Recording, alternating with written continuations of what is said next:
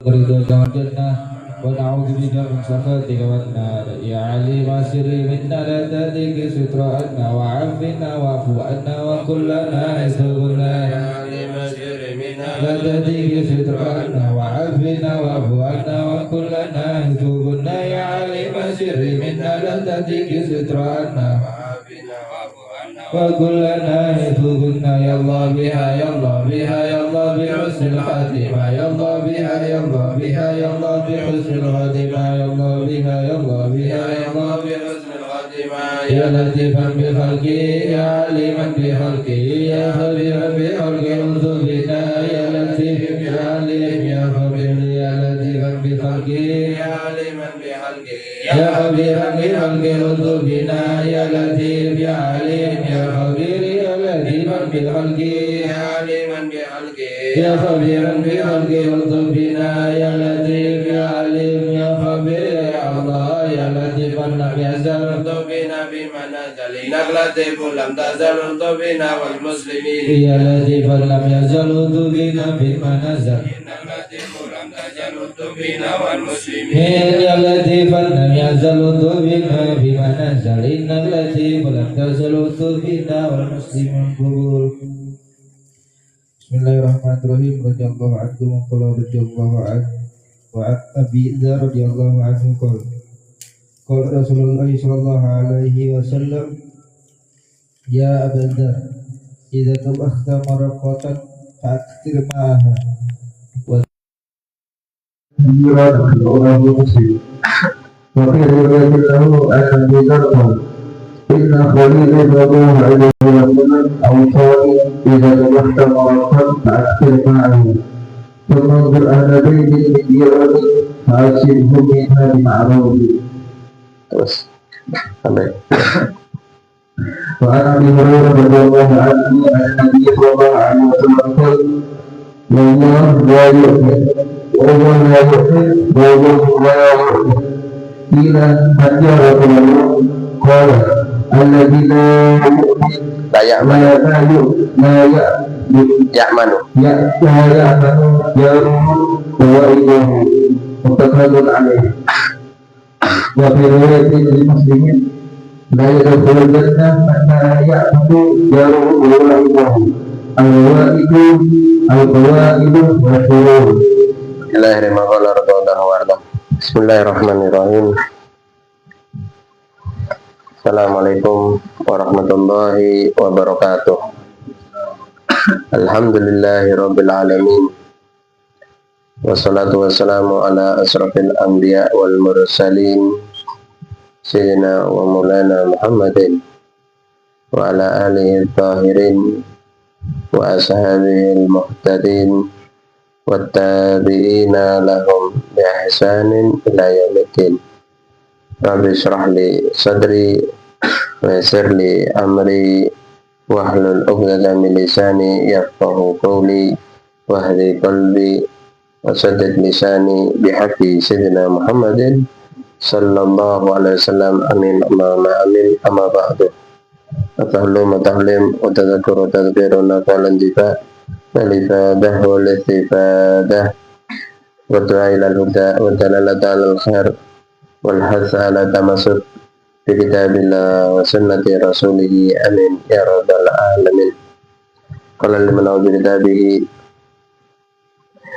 wa bi sanadil muttasil nabi sallallahu alaihi wasallam qala wa an abi dzar radhiyallahu anhu qala rasulullah sallallahu alaihi wasallam ya aba dzar idza tabakhta marqatan fa'aksir ma'aha wa ta'ahad jiranaka. Rawahu Muslim. Wa bi riwayatin lahu an Abi Dzar qala inna khalili sallallahu alaihi wasallam awsani idza tabakhta marqan fa aksir ma'ahu sumanzur ahla baitin min jiranika fa asibhum minha bima'rufin ila akhiri ma qala radhiyallahu anhu wa radha. Hadis yang kita pelajari malam hari ini diriwayatkan dari sahabat Abu Dzar radhiyallahu anhu warda. Hadis ini menekankan pentingnya kita untuk memperhatikan keadaan tetangga-tetangga kita, karena nanti Allah Subhanahu wa Ta'ala akan bertanya kepada kita tentang bagaimana sikap kita dan perlakuan kita kepada tetangga kita,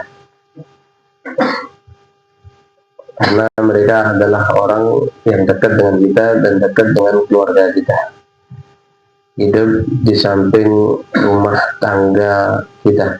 Oleh karena itu banyak hak-hak mereka itu yang harus kita perhatikan, dan Nabi Muhammad SAW di dalam banyak hadis mengingatkan tentang hak-hak daripada tetangga tersebut.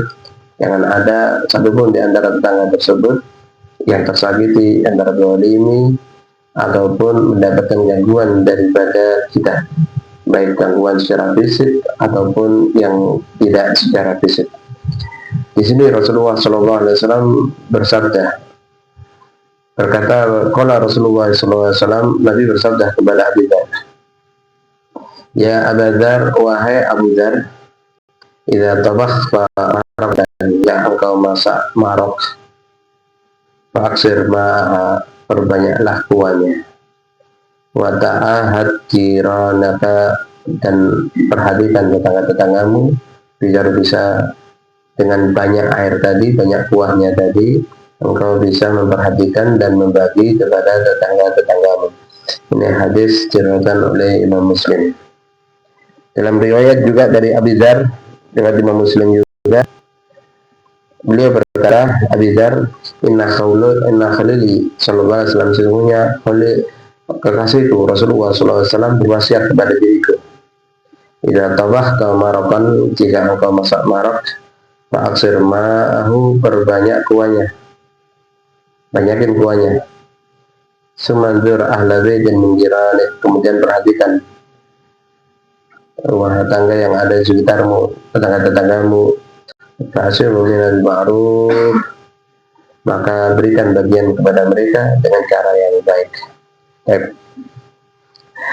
Pertama kita perlu tahu, marok yang disebut oleh Nabi Muhammad SAW itu adalah sejenis makanan berkuah dari daging, misalnya kaldu. Kadang-kadang yang dimanfaatkan itu hanya kuahnya, kaldunya, bukan isi daripada daging, baik daging kambing, sapi ataupun daging ayamnya. Ya, kami nggak ngerti ya kalau di rumah tangga bagaimana, tapi ya kami kadang-kadang berkunjung ke rumah beberapa orang itu Andi ini yang dihidangkan itu marok sebagai pendamping daripada makanan, ya, makanan yang utama. Dan di sana juga kalau kita masuk ke warung-warung yang di sana, resto-resto yang ada di sana, apapun yang kita pesan nanti disandingkan juga itu marok, mangkok kecil itu isinya marok, kuah kaldu tadi. Jadi kita sambil makan sambil hirup itu kuah, enak kuahnya.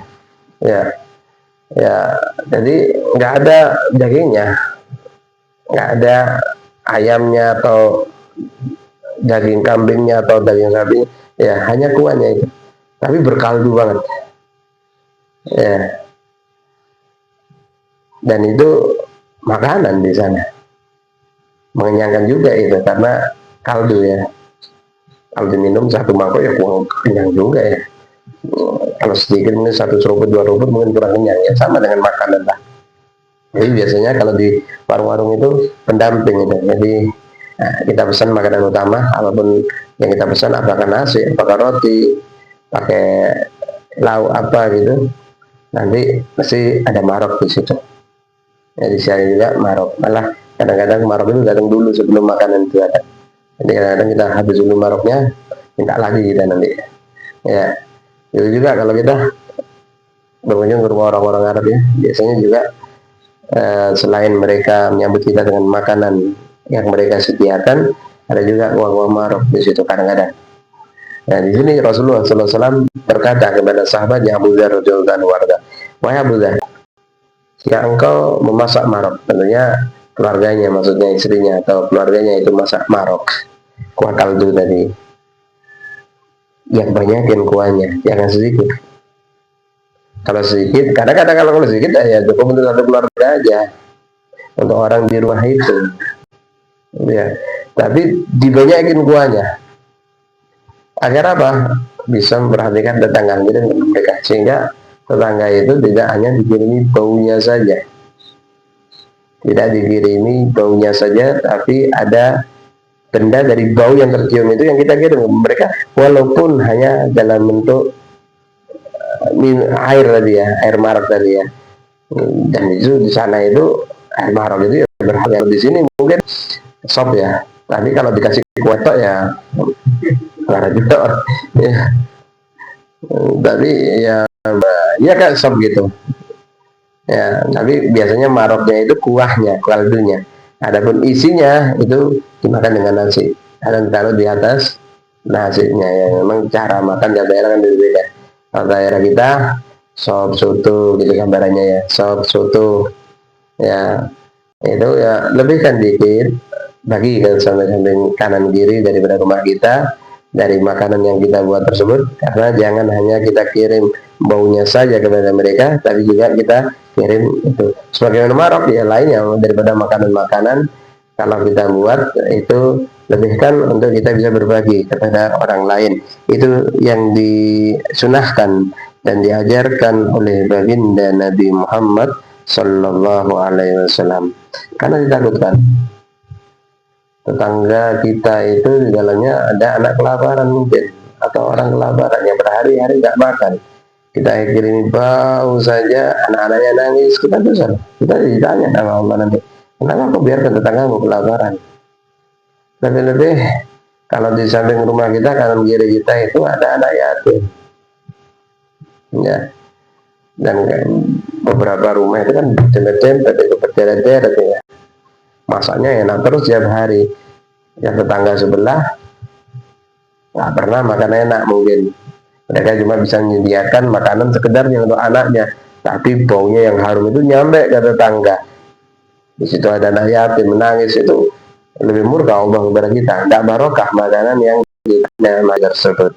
Di sini Rasulullah SAW mengajarkan kita untuk ihsan, berbagi kepada sesama kita, dan begitulah yang diingatkan oleh baginda Nabi Muhammad SAW. Karena kita tahu Rasulullah SAW itu tidak hanya mengajari kita untuk beribadah kepada Allah, tapi Rasulullah juga mengajarkan kepada kita semua kebaikan, semua pintu kebaikan, termasuk kebaikan yang kita laksanakan kepada hamba-hamba Allah, kepada tetangga Allah, tetangga-tetangga kita yang Allah takdirkan kita hidup di tengah-tengahnya.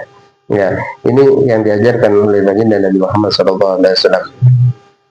Dalam riwayat yang lain, Abi Dzar berkata, sesungguhnya kekasih Rasulullah berwasiat pada aku, jika engkau masak marok, wahai Abu Dzar, yang banyak kuahnya, tambahi airnya, biar tambah banyak kuahnya sehingga bisa berbagi kepada orang-orang sekitarmu. Perhatikan tetangga kanan kirimu, bagikan kepada mereka dengan cara yang baik. Cara yang baik ini ya, kalau dulu ya di masa Rasulullah itu, sekarang itu marok itu ya dikasihkan marok itu aja, mereka akan terima dan senang ya, karena baik itu juga makanan bagi mereka.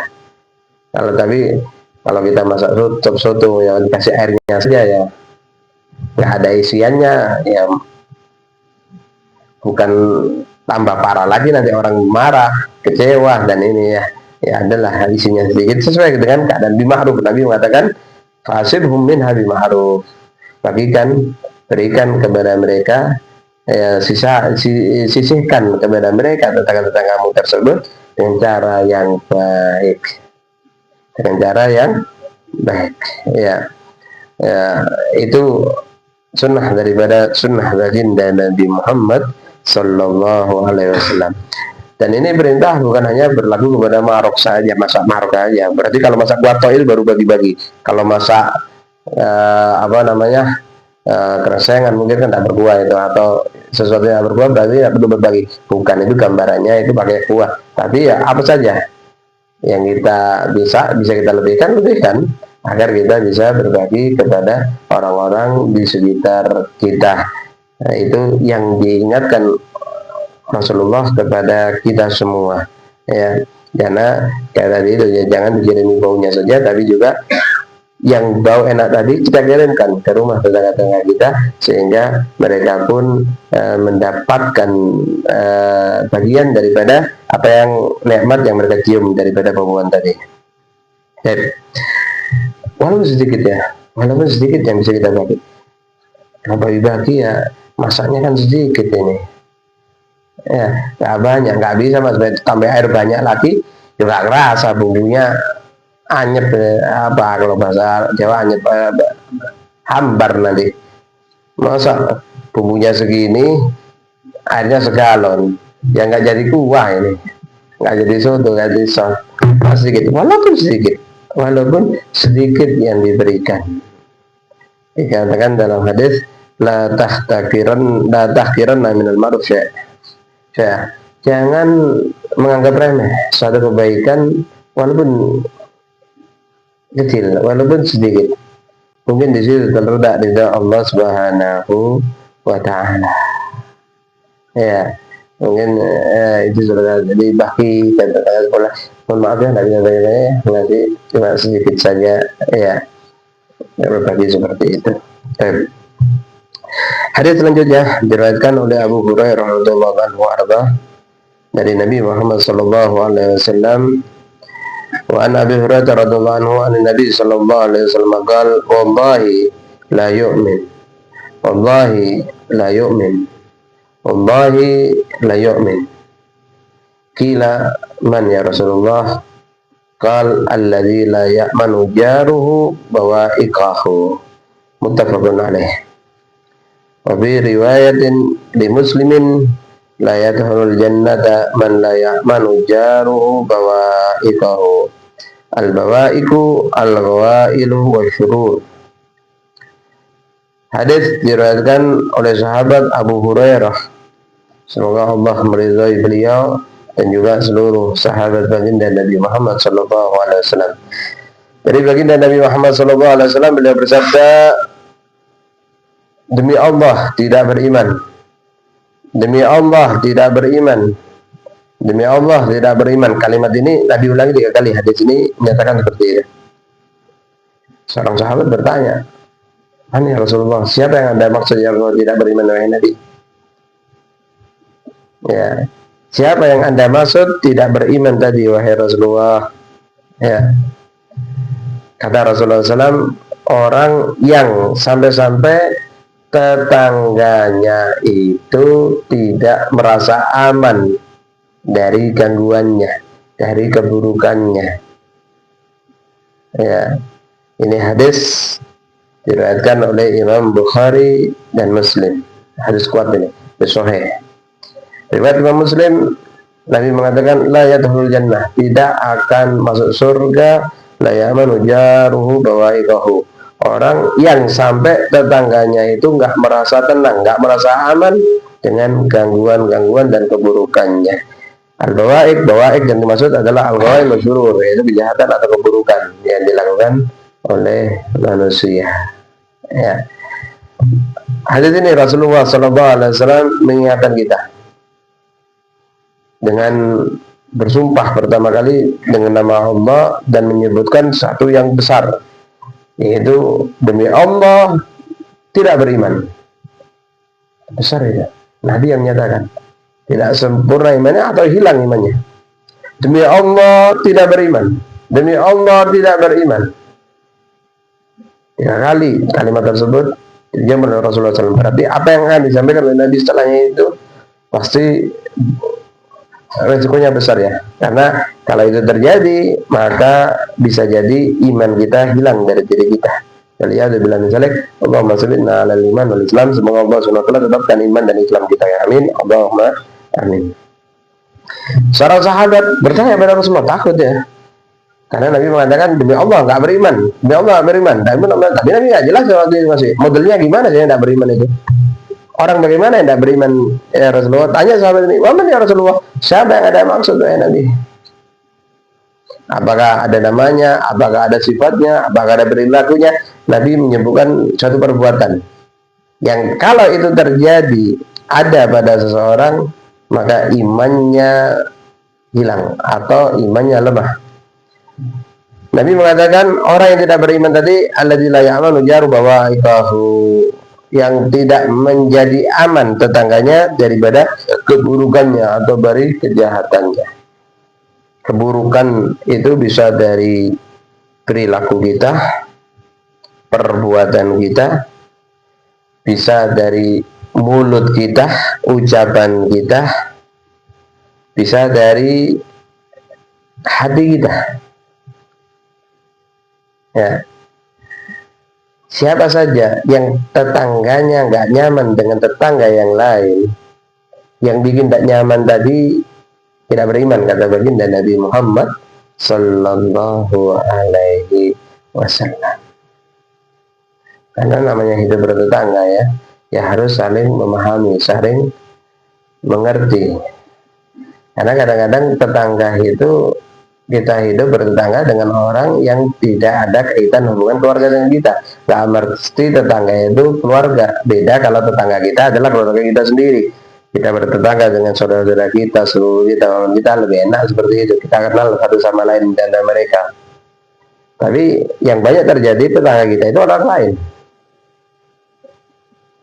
Dan kalau ada apa-apa dengan kita, yang pertama kali bantu kita bukan saudara kita, tapi tetangga yang ada di saudara kita.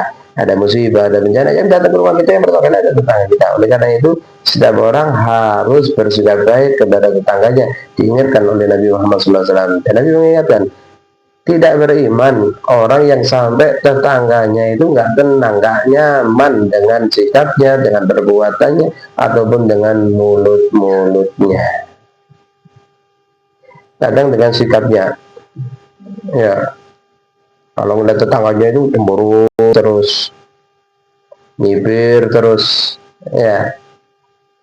Atau kalau melihat tetangganya itu mudah kayak najis itu melihat tetangganya gitu ya. Gak tahu apa sebabnya, macam-macam namanya hidup bertetangga kan. Mungkin urusan sampah, mungkin urusan tanah, mungkin urusan binatang ternak, mungkin urusan hewan peliharaan, ya. Kadang-kadang Pak senang karena ini pelihara ayam, banyak ayamnya ke sini, oh ya, mau dibunuh takut pidana, oh ya, ayamnya ya naik ke anunya ini apa, naik ke mana, ke keramiknya, buang hajat di situ, atau kucingnya atau apa ya, itu sampai seperti itu. Ya ada beberapa orang nggak suka seperti itu. Nggak semua orang suka apa yang kita sukai. Ya, ada rumah tangga itu melihara kucing, tapi ada juga keluarga yang nggak suka kucing, malah takut dengan kucing. Ada yang suka melihara ayam, ada yang, ya intinya saling menghargai sama lain. Kalau memang kita punya seperti itu, ya kita jaga, jangan sampai ganggu tetangga kita. Jaga itu yang dijaga. Sekarang kan rata-rata kan di dalam rumah, kan di kandang, di rumah ada tempatnya, enggak ganggu sampai tetangganya. Atau kalau punya kucing, punya ayam, jadi jaga, jangan sampai ayamnya keluyuran sampai ini, karena ayam ini kan kadang-kadang makannya ngawur, apa aja makan. Tanaman tetangganya dipatuhi, daunnya dirobek semua. Beberapa orang itu melihara bunga-bunga yang memang dirawat ya, sampai daunnya itu diusap ini, kalau dipatuhi ayam kan robek nanti. Ya, dia terganggu dengan itu. Nah, itu kesempurnaan iman seseorang ketika dia bisa menjauhkan segala hal yang tidak menyenangkan tetangganya. Tetangganya merasa senang dengan dirinya dan tenang dengan dirinya. Ya, kadang-kadang ya orang itu macam-macam ya perilakunya. Kadang-kadang karena satu hal, karena marah kepada tetangganya, melakukan hal-hal yang nggak baik. Ada yang buang sampah di rumah tetangganya dengan sengaja. Ada yang nyiram air kotor ke halaman tetangganya dengan sengaja. Itu dilakukan semua karena memang ada mungkin pertentangan di antara mereka, atau ada cekcok, ada yang enggak masalah atau apa, diluapkan dengan perbuatan itu. Nah, perbuatan itu tandanya orang itu nggak beriman. Tapi kalau orang beriman, dia berusaha jangan sampai ganggu tetangganya, jangan sampai menyakiti mereka, jangan sampai mengganggu keinginan mereka. Sebagaimana pernah kita jelaskan tentang seorang daripada sufi, ya, ketika diingatkan untuk melihara kucing agar tidak ada tikus di rumahnya, tapi beliau tidak mau melihara kucing. Kenapa? Takut nanti kucingnya hijrah ke rumah tetangga karena ada kucing di rumah ini. Ya, beliau pertahankan, biar aja tikus di rumahku, biar nggak ke rumah tetangga. Ini tetangga yang istimewa seperti itu, tidak ingin ganggu daripada ini ya. Tapi ya namanya tetangga ya, kalau urusan talang air bisa berantem, urusan ini bisa potong-potongan, otot-ototan, apalagi zaman sosmed seperti ini ya, sering kita lihat seperti itu ya. Semoga kita dapat seperti itu dan kita hidup dalam keadaan tenang. Namanya hidup itu ya lebih enak kan, lebih tenang gitu lah, rumah tangga lebih tenang, nggak ada masalah ya. Kalau kita baik kepada orang-orang di sekitar tetangga kita juga akan menjadi alarm bagi kita, tetangga kita juga akan menjadi pengaman bagi kita. Kalau ada orang masuk ke rumah kita, tetangga kita lalu siapa ini, apa ini, malam-malam datang, dia akan ingatkan, dia akan menegur, mungkin dia akan perhatian di situ. Tapi kalau ada orang sikapnya yang buruk kepada tetangganya, ada maling disorai, oh alhamdulillah masuk malingnya sudah hilang ya, ada kebakaran disorai. Tapi ketika kita baik semua ke tetangga kita, insya Allah itu malah menjadi ketenangan dan menjadi kebaikan bagi rumah tangga kita. Itu yang diajarkan oleh Rasulullah Shallallahu Alaihi Wasallam. Satu kesempatan pernah waktu itu Nabi sholat berjamaah. Nabi melihat ada seorang sahabat ini aneh perilakunya. Begitu Nabi salam, Nabi kan sunnahnya memandang ke belakang setelah berjamaah tertentu. Nabi menghindar ke belakang. Nabi lihat ini sahabat langsung bangun buru-buru pulang. Berkali-kali seperti itu. Kalau sekali dua kali mungkin ada hajat ya, tapi berkali-kali seperti itu. Akhirnya itu kalau Nabi, kenapa kau buru-buru? Nggak inginkah berdoa bersama kita, wirid sama kita? Mungkin juga nanti setelah sholat subuh ada mungkin nasihat yang disampaikan oleh Rasulullah SAW. Nggak mau kah? Saya katakan mau ya Rasulullah, siapa yang nggak mau? Tapi kenapa kau buru-buru? Ya Nabi, sekarang ini musim kurma. Kebetulan di samping rumah saya ada pohon kurma milik seorang Yahudi tetanggaku, dan kurma itu tengah terbuah. Di malam hari karena tiupan angin, beberapa biji atau buah dari kurma itu jatuh ke halamanku. Aku takut ya Nabi, anakku yang kecil keburu bangun. Kita ini keluarga miskin, biasa lapar. Nah, anak keluar rumah dilihat ada kurma, dimakan nanti sama dia. Itu bukan kurmaku. Sehingga aku buru-buru pulang ke rumah, tak ambil itu kurma yang terbang ke halamanku, tak berikan kepada tetanggaku karena bukan milikku, padahal terbang ke halamannya. Akhirnya Nabi mengatakan, siapa yang membantu sahabat ini biar bisa pikir sama kita? Akhirnya seorang sahabat mengatakan, saya beli kurma itu. Akhirnya dibeli kurma dari Yahudi itu dan diberikan kepada sahabat tersebut kurma tersebut, pohon dan buahnya dan hasil panennya ya, pohonnya yang beli. Sehingga setelah itu sahabat itu nggak buru-buru lagi pulang, karena kurma miliknya dia sendiri.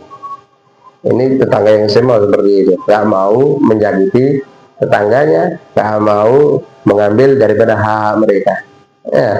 Kalau kita ada pohon mangga ya, gimana dahannya sampai rumah kita jatuh ke atas kita, hak kita ini ya.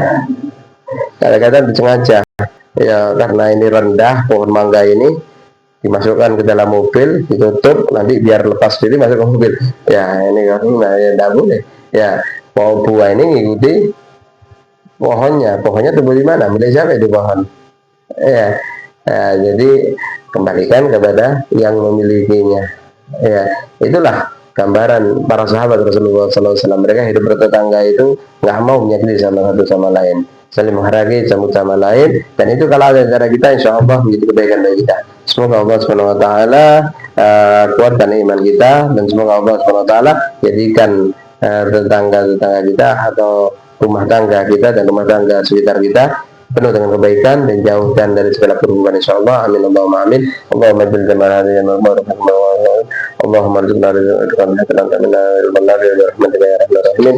Allahumma bil jamal hadhihi al-ma'ruf wa tafarraqna min ba'di wa bihamdika. Sallallahu alaihi wa sallam. Alhamdulillahirabbil alamin. Al-Fatihah.